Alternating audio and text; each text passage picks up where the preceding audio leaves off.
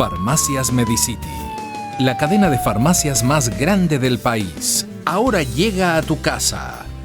Pídenos a domicilio al 1-800-633-424. 1-800-633-424. Quédate en casa. Damos la bienvenida al licenciado Fernando Villavicencio, periodista de investigación de diversos portales, entre ellos el portal digital La Fuente y Mil Hojas. Vamos a referirnos a la forma en que el botín político se reparte en Ecuador. Licenciado Villavicencio, muy buenos días. ¿Cómo está? Un gusto, un saludo desde Quito. Vamos a iniciar compartiendo con usted y con nuestros oyentes recientes declaraciones dadas a la periodista Andrea Bernal, del presidente de la República, en la que directamente se le pide al presidente hablar sobre la entrega de los hospitales a miembros del poder político en Ecuador. La misma pregunta que habíamos hecho en semanas pasadas a María Paula Romo y a Juan Sebastián Roldán, dos de los más altos funcionarios del régimen. Con estas preguntas y respuestas retornamos con usted en instantes, licenciado Villavicencio. Al inicio usted hablaba, en el inicio de nuestra conversación usted hablaba de las políticas del otro gobierno, pero a esa gente que llegó a esos hospitales, la pregunta es, ¿quiénes los pusieron? ¿El otro gobierno? Usted no tiene ninguna responsabilidad de eso porque entiendo que no llegaron solos. Y le sumo algo más. Su exasesor en una entrevista dijo que asambleístas pedían hospitales a cambio de gerencias en el Estado, a cambio de sus votos para apoyar iniciativas del gobierno. ¿Usted sabía de eso? ¿Ahora esos favores políticos le están pasando a usted una factura? Todo el mundo sabe que en más de una ocasión asambleístas solicitan cargos. André, la decisión que tomamos en la cúpula de gobierno es que no se iba a entregar absolutamente ninguno de esos cargos a nadie.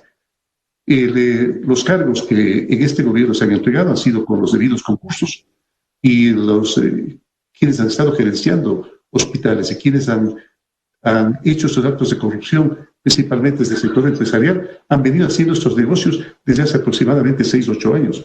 No es de recibo. Lo que pasa es que ahora, vuelvo a decirlo, ahora hay la libertad para que la gente denuncie.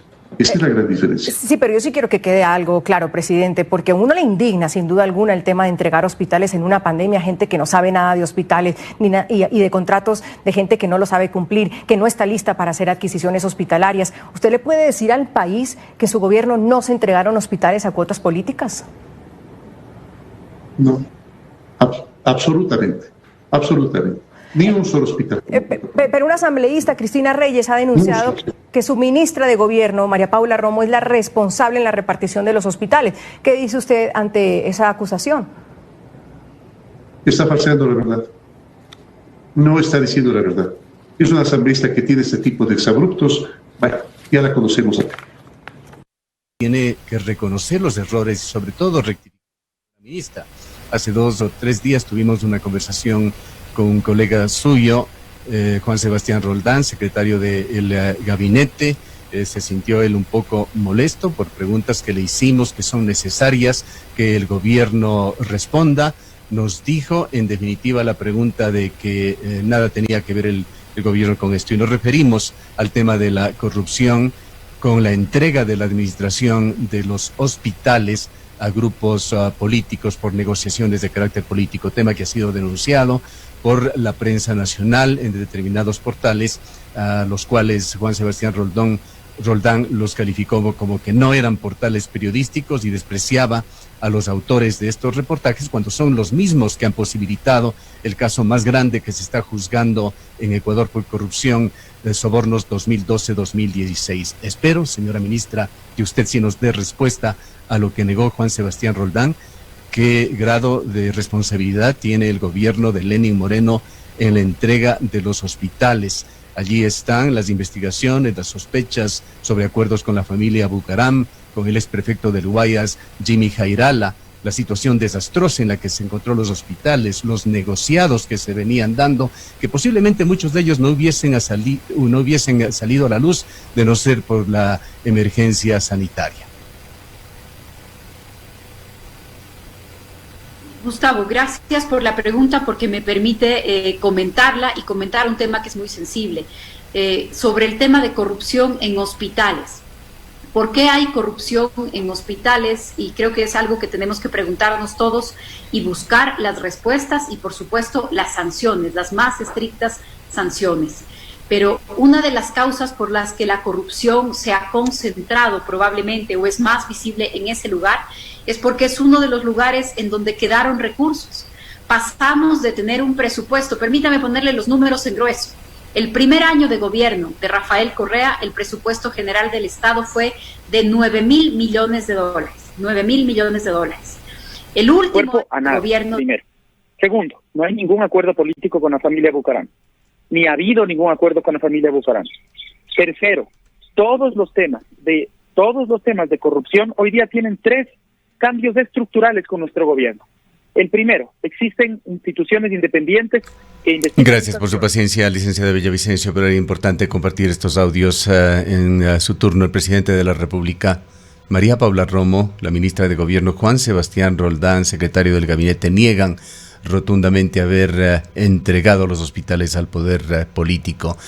Este es un tema fundamental en la emergencia que vive el Ecuador. La confianza en los gobiernos se ha demostrado clave para el éxito a la COVID-19. Ejemplos lo dan Suecia, Finlandia, Islandia, Uruguay, aquí en territorio de América. El gobierno tiene que realizar un acto de contrición para recuperar en algo la confianza perdida de los ecuatorianos. Le escuchamos, licenciado Villavicencio. Bueno, reitero, un gusto estar nuevamente con ustedes. El tema de la corrupción hospitalaria no atraviesa necesariamente por convencernos de lo que establezca el poder, sino por tener la capacidad de leer la realidad interconectada. Sin duda, los más importantes aportes que se han dado para entender esta realidad provienen no del poder central, sino de trabajos de investigación periodística, de medios independientes, medios a los que el poder considera cualquier cosa. Me refiero a los portales de investigación. Y es justamente en este aporte de los medios online, de nuestros portales, donde la sociedad y la justicia ecuatoriana han encontrado elementos para considerar la magnitud de la corrupción. Yo repito, si ustedes ingresan a nuestros portales pueden ver desde hace 2 años aproximadamente una serie de trabajos en los que nosotros vamos reflejando esta especie de acuerdos políticos, si no le gusta el término reparto al gobierno, coincidencias políticas con grupos locales, caciques políticos de provincias, para facilitar los acuerdos en la Asamblea Nacional principalmente, o para liberar a altos funcionarios del gobierno que estaban en la mira de la fiscalización. Eso está claro en los reportajes que nosotros hemos publicado. Es más, nosotros podemos señalar que esta es una estructura de larga data, no es que se constituyó ahora, tampoco es que el señor Salcedo, el señor Maracita o el señor Jordán, que son los principales nombres que aparecen en esta estructura criminal que maneja negocios en el IES y en otras instancias, sean los cabecillas de estas llamadas bandas. No es así. Hay niveles mucho más altos y superiores. Es más, creo y estoy convencido que durante el gobierno de Rafael Correa, los niveles de abuso y corrupción en el Seguro Social fueron mucho más altos que ahora. Ahora es dolorosamente brutal y criminal, porque no es así pues muy fácil entender que estamos en un funeral de nuestra madre, de nuestro hermano, de nuestro padre, y llega una banda delictiva y va robándose los celulares y el anillo del muerto. Eso es lo que estamos viviendo ahora, es decir, una tragedia descomunal. Pero la corrupción es de larga data. Miren, nosotros recordamos siempre un especial publicado en Revista Vanguardia el año 2012. Y la portada en esa época era muy cuestionada. Y en la portada está el rostro de quién. ¿De quién fue el presidente del directorio del Seguro Social y hoy prófugo de la justicia ecuatoriana? Me refiero a Ramiro González. ¿Cuáles eran los temas que judicialmente, bueno, en esa época la prensa los acusaba a Ramiro González. Los mismos temas que ahora se les acusa a los señores Bucaram, al gobierno de Moreno. Es decir, la compra de insumos médicos, la compra de equipos para los hospitales, la construcción de hospitales, el reacondicionamiento de los hospitales con enormes sobreprecios, adjudicaciones de anhelo, medicinas caducadas, etcétera, etcétera, etcétera. Entonces, este es un comportamiento casi transversal en el Seguro Social y en el Ministerio de Salud. Incluso esta ficha pequeña o mediana que es el señor Daniel Salcedo, no es que nació, no es que fue incubado en el gobierno de Moreno, no es cierto. Este señor crea su primera empresa, como he señalado ayer, el año 2009, es decir, cuando este chico recién salía del colegio, si alguna vez estudió. Y claro, imagínese un muchacho de 18 años, entiendo que tenía 18, 19, con una empresa, es HDC Producciones, y es con esta empresa con la que el señor Salcedo empieza a hacer importantes contratos en el sector público. Entonces la pregunta es, el señor Salcedo, este muchachito bachiller, tenía tanto poder para entrar pateando al perro en el Seguro Social, en la Contraloría General del Estado. Mire lo que se ha revelado, que este señor firmó un contrato, primero, bueno, para traer a Raúl Di Blasio, a Olga Tañón y otros, y luego la Contraloría General del Estado audita estos contratos del año 2015, bueno, desde el 2014. El 2015 emite un informe con responsabilidad penal en contra del señor Salcedo, y el contralor Carlos Poli, cuyo subcontralor era Pablo Celi, remiten ese informe a la Fiscalía. ¿Quién era el fiscal? Galo Alfredo Chiriboga Zambrano. Y la Fiscalía abre un expediente por peculado en contra del señor Salcedo. ¿Y qué es lo que ha pasado hasta ahora? Que la Fiscalía de Correa archivó ese proceso por peculado en contra de Salcedo. Yo le pregunto a los ecuatorianos, ¿qué hubiese pasado si la Fiscalía y los jueces del año 2016 hubiesen castigado el delito del señor Salcedo? El señor Salcedo no estaba haciendo las fechorías que ha hecho el día de hoy. Pero vayamos más adelante, licenciado Villavicencio, al gobierno de Lenín Moreno. ¿Cómo y a través de qué mecanismos se repartieron como botín político los hospitales en Ecuador? Ese es el tema de fondo que los ecuatorianos necesitan saber. Nosotros hemos publicado abundante material donde llegamos al sitio clave en el que se maneja el poder. ¿Cuál es ese sitio? Porque la gente piensa que el presidente de la República es el que gobierna, y nosotros hemos señalado que no, y han confirmado el propio gobierno que existe una mesa chica. ¿Qué es la mesa chica? Para un poco graficar, es ese punto de concentración de los superpoderosos hombres y mujeres del gobierno. Es más, al parecer ni siquiera el presidente Moreno tiene silla en esa mesa chica. Le invitarán ocasionalmente. ¿Y esto cómo se confirma? Tan visible que cuando el señor Moreno anuncia y lee en el teleprompter y pone en su cuenta de Twitter que él ha conformado un equipo especial de patriotas ecuatorianos para impulsar un proceso de renegociación de la deuda externa y de acercamiento con los multilaterales, incluye al economista Pablo Lucio Paredes. Minutos después, Pablo Lucio Paredes en su cuenta de Twitter desmiente al presidente y dice, no, yo no he aceptado, ni siquiera han hablado conmigo. ¿Quién sale a hacerse cargo, a cargar este muertito? El señor Juan Sebastián Roldán. Él aparece y dice, la responsabilidad de haber puesto el nombre del señor Pablo Lucio Paredes es mía. Es decir, ¿esto qué confirma? Primero, que el presidente de la República lee lo que le escriben, lee cualquier cosa. Que quien escribe es Juan Sebastián Roldán, me refiero al guión, al discurso, y que incluso le maneja la cuenta de Twitter. Esto ubica un personaje central en la llamada mesa chica, Juan Sebastián Roldán, el mismo personaje que aparece negociando desde el gobierno uno de los mayores contratos de explotación minera en este país, como es el proyecto Yurimagua, un proyecto denunciado por nosotros y confirmado por el propio presidente de la República, que nos llamó a exponer su criterio de que él no estaba de acuerdo con la adjudicación en esos términos del proyecto Yurimawa. Entonces, ustedes van confirmando que el presidente de la República está muy lejos del cumplimiento de sus obligaciones, que hay otros que actúan por delegación o por absorción de sus poderes en la mesa chica. Uno de ellos es el señor que acabo de mencionar. Sin duda está la señora María Paula Romo, que también controla su pedazo de la mesa chica. Y hay otros más, como la señora Joana Pesantes, que también tiene un pedazo de la mesa chica. Y el otro en disputa es el señor Santiago Cuesta Caputi, un polémico personaje que le ha generado gravísimos conflictos al interior tanto de la mesa chica cuanto del gobierno en términos generales. Nosotros que hemos señalado con documentos, porque aquí no se trata de venir a publicar listas. No, eso no es periodismo. El periodismo es contrastar, es ubicar en el contexto los elementos.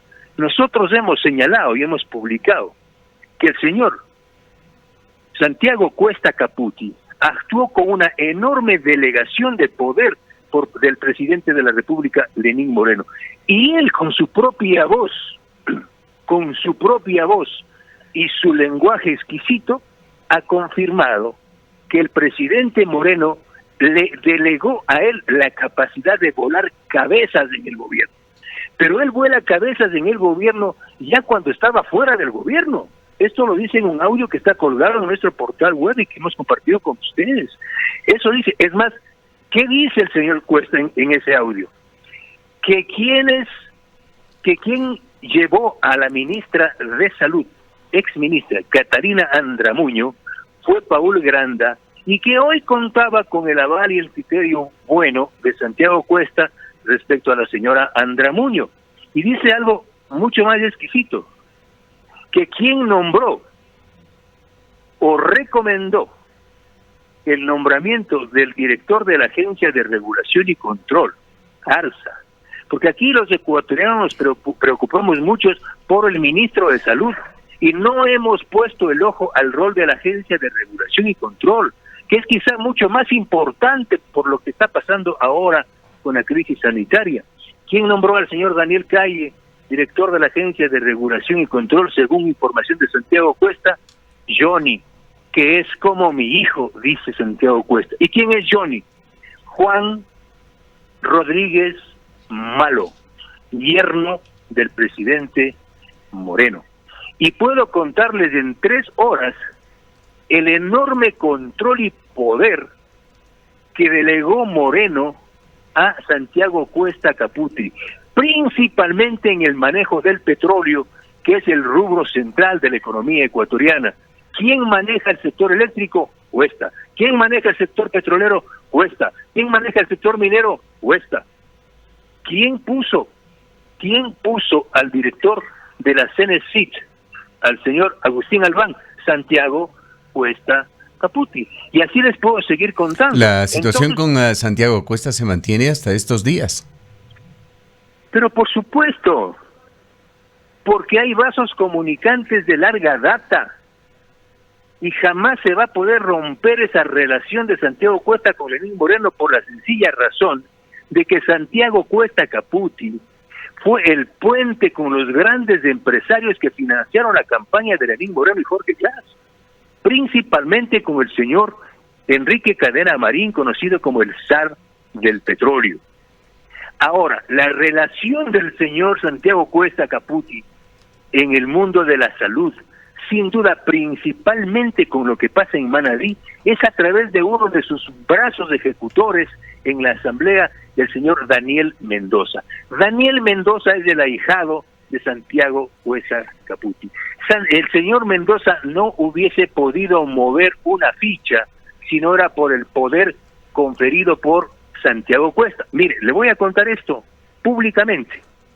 Cuando yo soy llamado a la Comisión de Fiscalización por mi investigación sobre INA Papers, la Comisión de Fiscalización decide elaborar un informe.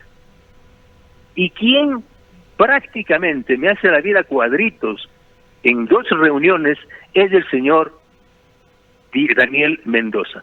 Daniel Mendoza en su teléfono recibía los mensajes de Santiago Cuesta para que me pregunte.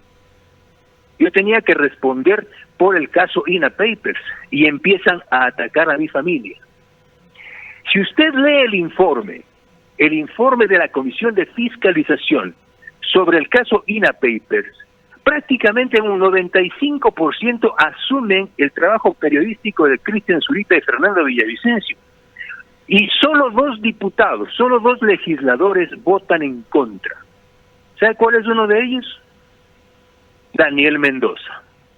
Es decir, Daniel Mendoza era la mano que escribía, que firmaba, y el cerebro que movía la mano de Mendoza era el de Santiago Cuesta. Es decir, por eso es que en esa fecha usted puede ver la riquísima fiesta y exuberante, el glamour en el matrimonio, en la fiesta en Manta del señor Daniel Mendoza, donde está el presidente Lenín Moreno y toda la jerarquía política de este país.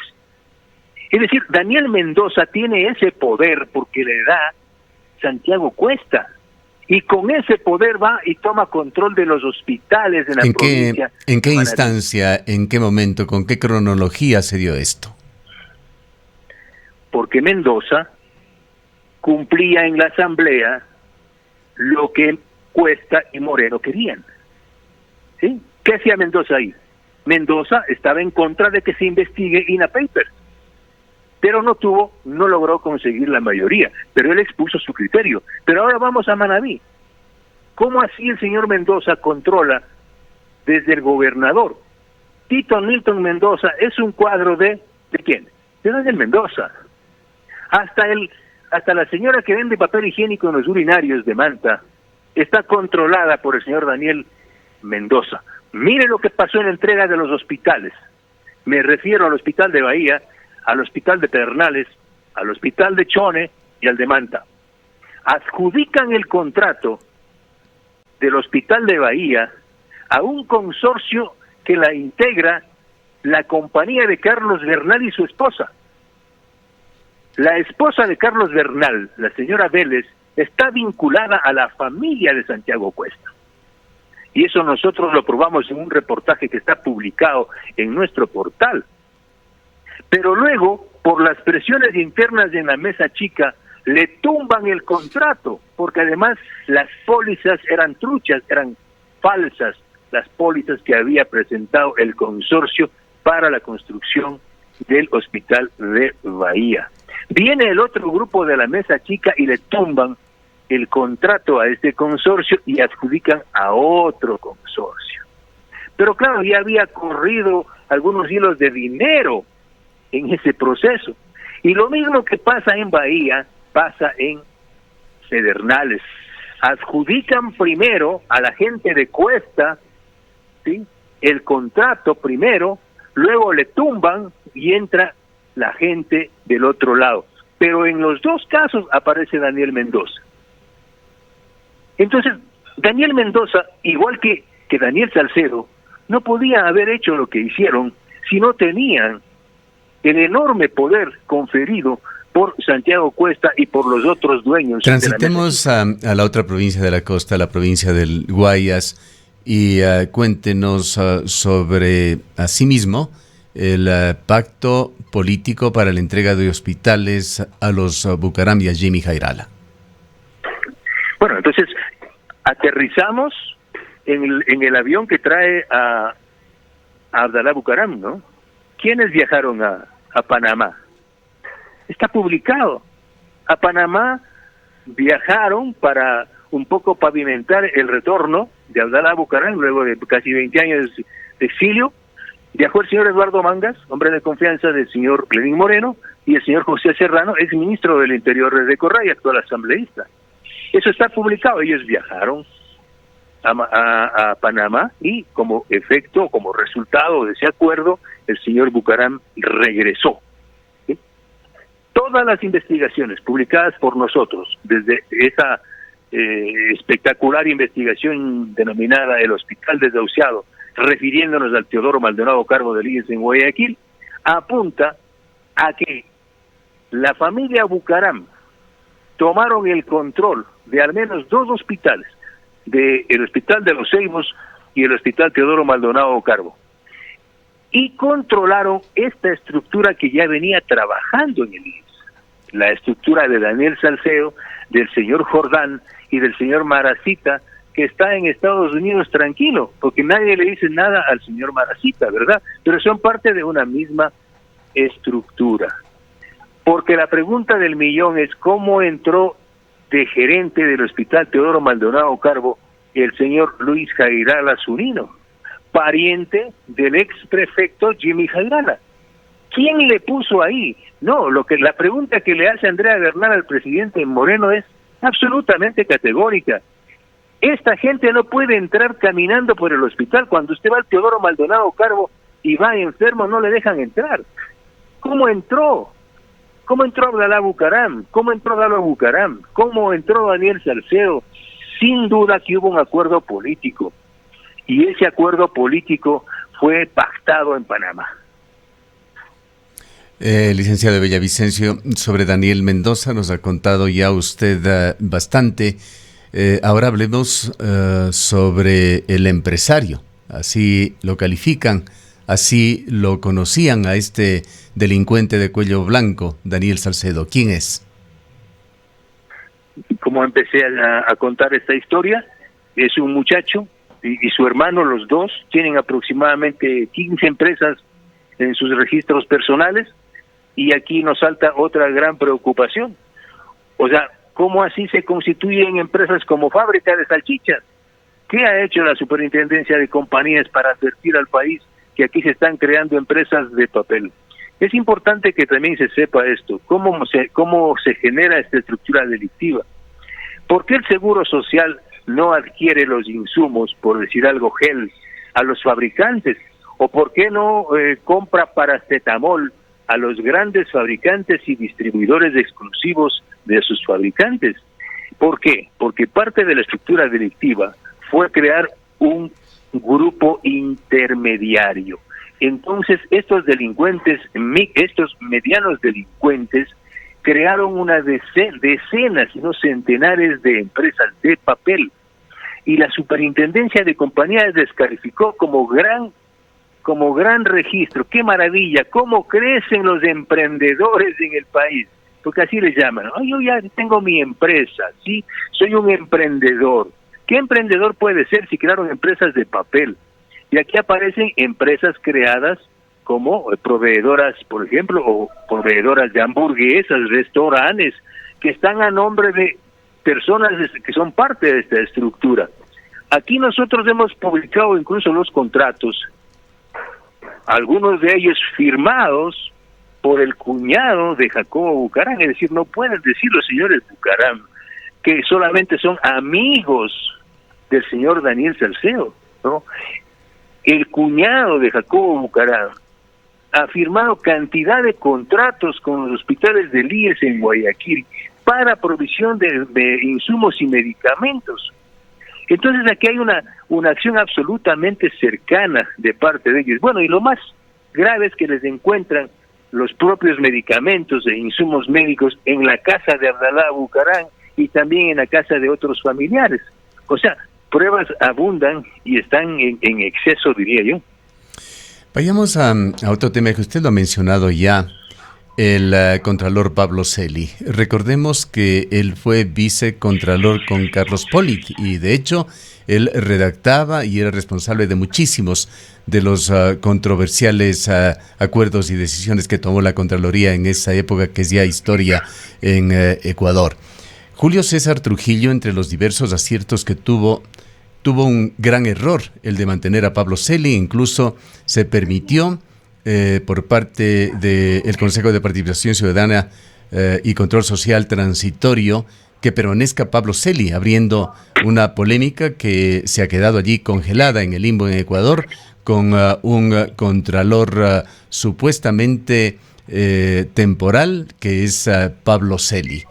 Pablo Celi tiene mucho que explicar en lo que se da en la Contraloría General del Estado, pero en este caso Cuéntenos mayores detalles sobre esta extraña relación entre Pablo Celi y Daniel Salcedo. Usted ha hablado ya de cómo la Contraloría, la Fiscalía investigaron en el año 2015 a Daniel Salcedo y luego esto se archivó, pero Pablo Celi le dio a Daniel Salcedo un contrato en la Contraloría General del Estado por $1,5 millones por la producción de productos comunicacionales, $1,5 millones, cifra solamente comparable con los contratos que conseguían los hermanos Alvarado por productos comunicacionales en el gobierno anterior. Bueno, efectivamente, esa es la gran sorpresa y la gran preocupación que yo he comentado públicamente. No estamos hablando de un grupo cualquiera. Y yo insisto, o sea, si mi hijo de 8 años pone el nombre Daniel Salcedo en Google, automáticamente le va a salir avioneta, delincuente, corrupto, IES, etcétera, etcétera, etcétera.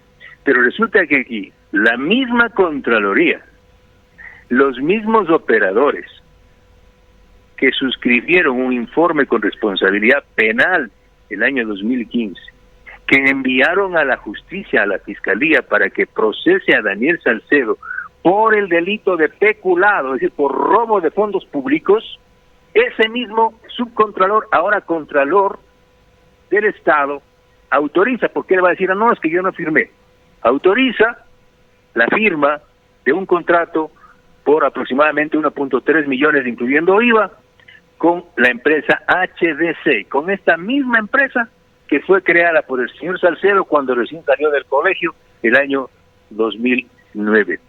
¿Por qué el señor Celi no puso en Google, como hace mi hijo de 8 años, Daniel Salcedo? Está clarísimo, porque estaba protegiendo al gobierno o a los amigos del gobierno en el que él fue parte, o del que él fue parte. Me refiero al gobierno de Abdalá Bucaram. ¿O quién fue Pablo Celi en el gobierno de Abdalá Bucaram? O ya nos hemos olvidado, o los jovencitos de ahora no leen el pasado, porque ese es el problema de la juventud, ¿sí? No leen lo que pasó. El señor Celi fue parte del gobierno de Bucaram. Y claro, y si el señor Salcedo era parte del engranaje del señor Bucaram moderno, pues difícilmente entre ellos se van a pisar las mangueras. Más claro imposible. El tiempo no nos da para mucho más, licenciado Villavicencio. Quizá vale la pena culminar con una reflexión de cuánto daño hacen estos delincuentes de cuello blanco al país. Daniel Salcedo, empresario. Daniel Mendoza, legislador. Y tras las sombras, oscuros y poderosos personajes como los que usted ha mencionado, Santiago Cuesta o Enrique Cadena Marín. El daño mayor. Aquí, este país ha sido brutalmente saqueado y está en condiciones de una pobreza sin nombre, no porque los ecuatorianos seamos malos.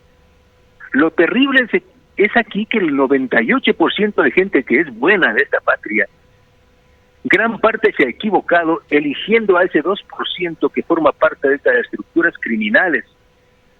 Esto tiene que cambiar. Este país está en las condiciones que está porque somos gobernados por mafias, y los partidos políticos, con el dolor del alma debo decirlo, los partidos políticos en su gran mayoría y los movimientos políticos que aparecen como caca de chivo, si va el término, son escuelas de formación de delincuentes, pero no cualquier delincuente. Yo le tengo casi hasta respeto a los delincuentes que se juegan la vida por robarse una cartera. Estos han llevado a la patria sin zafarse el nudo de la corbata. Eso es lo terrible, y también involucra la corrupción de la fiscalización. Es decir, en este país, los organismos de control también están infectados de corrupción, como lo estoy demostrando en el caso de la Contraloría, y mucho más si nos ponemos a hablar de las decenas de glosas que han sido desvanecidas por el señor Pablo Celi. Y no glosas cualquiera, estamos hablando de glosas de decenas, sino centenares de millones de dólares. Es decir, el señor Salcedo... Este dicho sea de paso, licenciado Villavicencio, sería un muy buen tema para investigarlo a fondo, este manejo de las glosas con estudios jurídicos claves, entrenados en esto, que actúan en forma conjunta, en colusión con los intereses del país y con la Contraloría General del Estado. Sin duda, será un gran tema. Gracias al licenciado Fernando Villavicencio, periodista de investigación de portales como La Fuente, Mil Hojas, periodismo de investigación, quien se ha referido a este delicadísimo tema que se ha destapado como consecuencia de la COVID-19, del estado de excepción de Ecuador y el desastre que se evidenció en los hospitales públicos.